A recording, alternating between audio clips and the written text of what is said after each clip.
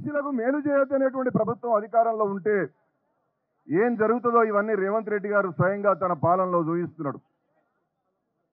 పైకేమో నోటి ద్వారా ఇదిగో మీకు రిజర్వేషన్లు, మహా కష్టపడతానా, నేను దేశానికే మోడల్ అని చెప్పి రేవంత్ రెడ్డి గారి ప్రభుత్వం చెప్పుకుంటోంది.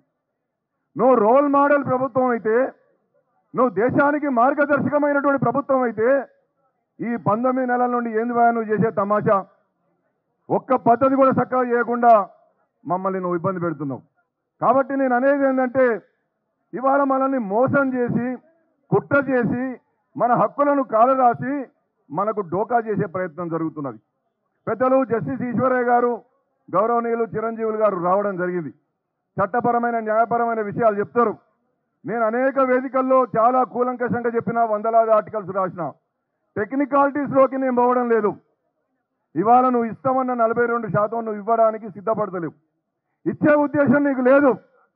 నేను అడుగుతున్న రాహుల్ గాంధీ గారు, ఈ రాష్ట్రంలో నువ్వు చాలా శాస్త్రీయంగా గణన చేసినని చెప్తున్నావు. మరి శాస్త్రీయంగా గణన చేసి మా అందరి లెక్కలు నీ దగ్గర ఉన్నాక ఎవరికి రాజకీయ అధికారం రాలేదో, ఎవరికి విద్యా ఉద్యోగ రంగంలో ప్రాతినిధ్యం రాలేదో నీ దగ్గర లెక్కలు ఉన్నాక నువ్వు ఎందుకయ్యా నీ బిల్లులను నువ్వు లోకసభలో రాజ్యసభలో కొట్లాడి రాష్ట్రపతి గారితో ఒప్పించలేకపోతున్నావు? నువ్వు శాస్త్రీయంగా చేసినావు కదా. బీసీల కోసం నీ కాంగ్రెస్ పార్టీ కట్టుబడి ఉన్నది కదా. నీ రేవంత్ రెడ్డి గారి యొక్క పాలన చాలా గొప్పగా జరుగుతున్నది కదా. మరి నువ్వు ఎందుకోసం ఈ 42% అమలు చేయడం లేదు? కాబట్టి అర్థం చేసుకోండి. ఇక నేను పద్ధతుల జోలికి, ఇక చట్టాల జోలికి, ఇక సెక్షన్ల జోలికి నేను మోదలుచుకోలే. మనకు కావాల్సింది 42%. నువ్వు ఇస్తావా ఇయ్యవా? ఇయ్యకపోతే దిగిపో. నీకు చేత కాకపోతే దిగిపో. మేము ఏలుకునేటటువంటి సత్తా మా బీసీలకు ఉన్నదని చెప్పి నేను మనవి చేస్తా ఉన్నా. నీకు దమ్ము లేదు, ధైర్యం లేదు. నీ కడుపు నిండా విషయం పెట్టుకొని కౌగలించుకుంటున్నావు.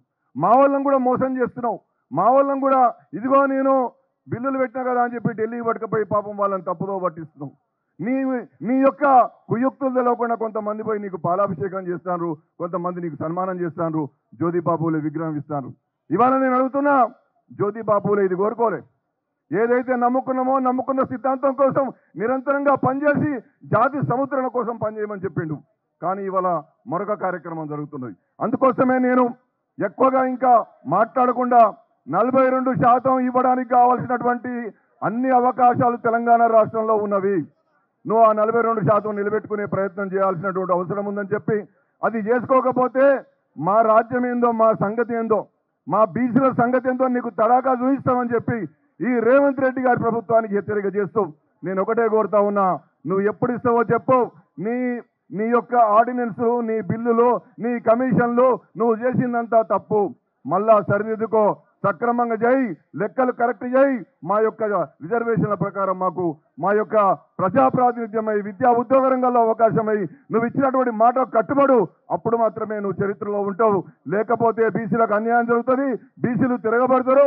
మీ మంత్రులను, మీ ఎమ్మెల్యేలను మీ నియోజకవర్గాల్లో తిరగనేటువంటి ఒక బీసీ చైతన్యం ఈ రాష్ట్రంలో వచ్చిందని చెప్పి ఈ యొక్క ముఖ్యమంత్రి గారు గమనించాలని మనవి చేస్తూ, బీసీలకు 42% వచ్చేంత వరకు ఈ పోరాటాన్ని కొనసాగిద్దాం.